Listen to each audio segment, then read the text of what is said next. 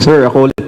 May pinapatalo po yung taong bayan, sir, kasi aside po sa problema sa illegal drugs, problema din po ngayon sa bansa yung disaster response. Disaster response po, sir.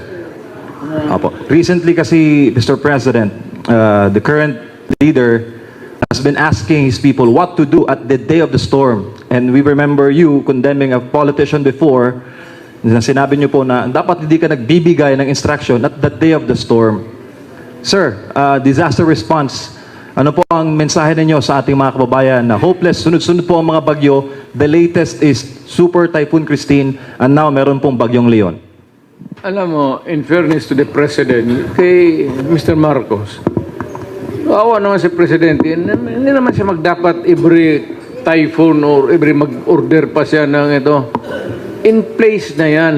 So, there must be a module for every agency that has something to do that would respond to any calamity or fortuitous event that would be nandyan na yan in place. Lalo na yung police pati military, alam na nila yan.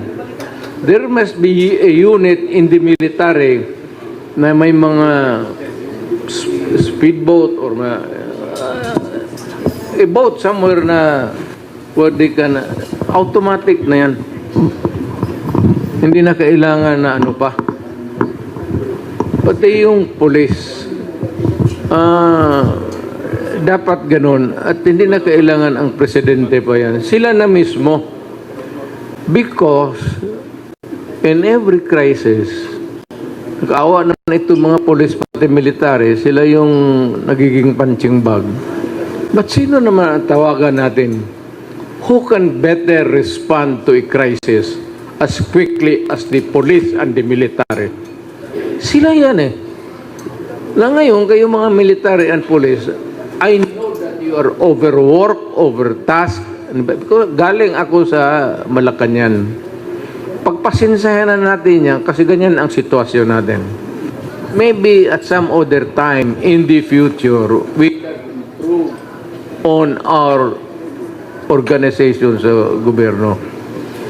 Pero sa ngayon, nakasanayan tayo na ganito at the fastest way really for a reactive move, police pati military. Na alam ko nakakaawa pati police, especially if they are put to task or being flagged na ito pagkukulang. Hindi madali yung trabaho nila. Hindi madali ang trabaho. Walang tulog, duty ng 24 hours. Alam ko hirap sila.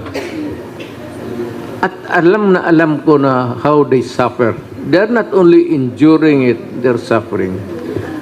Pero, alam mo, Adre, yung mga police pati military, tiisin na muna natin kasi ganito ang sitwasyon ng ating bayan. Sir, magandang gabi po, President Mayor Rudy Duterte. Dalawang question lang po. Hingan ko lang po. Isa-isa muna. Una pong tanong, President Duterte. Nung nakaraang press conference ni Vice President Sara Duterte, tinawag niyang hindi presidente umakto, ngayon ang current president. Kung kayo po ang tatanungin, ano po ang reaksyon niyo sa bahay po ng anak niyo? Well,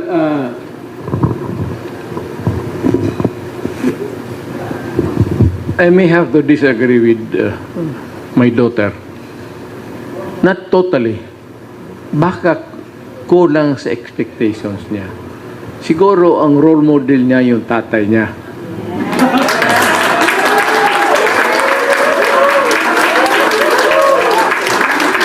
Pero ito naman, hindi naman lahat ng presidente kaagad.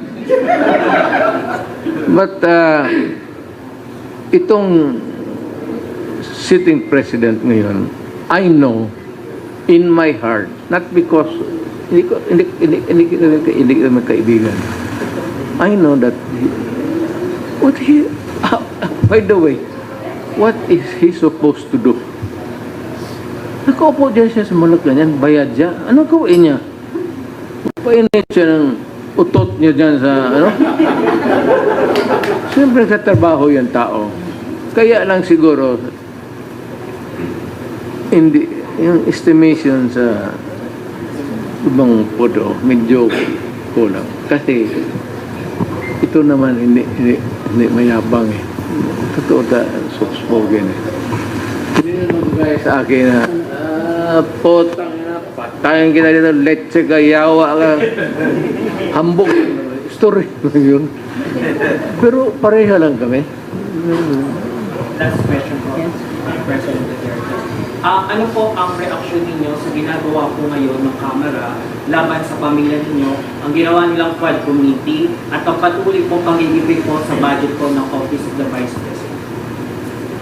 I really do not know. I have to talk to my daughter. Who are these people that's after her skin? Palagay ko naman, hindi sa politika, kasi wala namang ambisyon yung anak ko magiging presidente.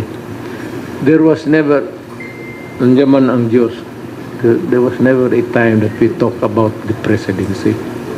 Sabi ko nga sa kanya noon, magpasalamat ka na sa Diyos na inabot mo yan. O para sa akin, babae ka, okay na yan sa akin.